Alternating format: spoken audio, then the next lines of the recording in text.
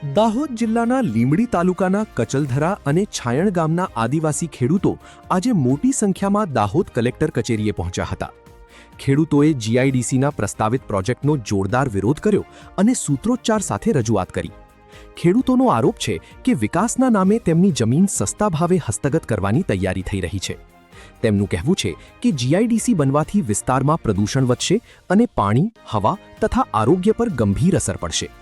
ખેડૂતોએ દાવો કર્યો કે જે જમીન પર જીઆઈડીસીનો પ્રોજેક્ટ લાવવામાં આવી રહ્યો છે તે વર્ષોથી આદિવાસી પરિવારોના કબજામાં છે. ખેડૂત આગેવાનોએ કલેક્ટરને સ્થળ તપાસ કરવાની માંગ કરી છે. સાથે જ ચેતવણી આપી છે કે જો જીઆઈડીસીનો પ્રસ્તાવ રદ નહીં થાય તો આગામી સમયમાં ઉગ્ર આંદોલન શરૂ કરવામાં આવશે. Bureau chief Pravin Kalal, Dahod.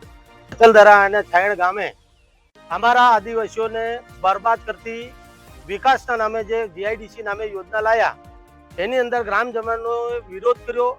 ગ્રામસભા બોલાવવામાં આવી. ગ્રામસભામાં ઠરાવ કરવામાં આવ્યો તમામ ગ્રામજનોની સર્વસંમતિથી કે ભાઈ અમારા ગામમાં જીઆઈડીસી બનવી જોઈએ નહીં. પણ સરકારના દબાણને વશ થઈ આ તંત્ર અમારે ગ્રામસભાનો જે ઠરાવ છે એને પણ ગોળીને પી જઈ અને અમારા ગામમાં જીઆઈડીસી બનાવવા માટે સર્વે કરવા આવેલ છે.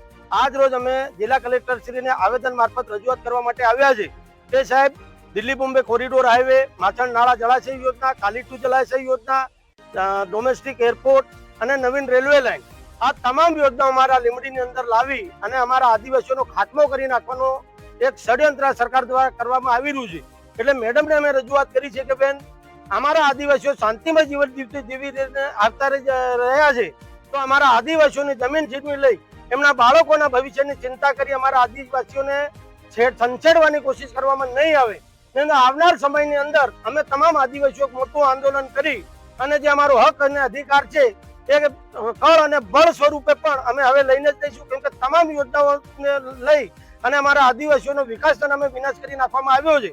એટલે કલેક્ટર શ્રીને અમે વિનંતી કરી છે કે આપ રૂબરૂ સ્થળ નિરીક્ષણ કરી અમારો જે માંગ છે એને નજરઅંદાજ ના કરી અમારી જે માંગ છે એને સ્વીકારો અને આ જે જીઆઈડીસી ની યોજના છે એને રદ કરો એ માટે આજ રોજ અમે આવેદન પત્ર આપ્યું છે.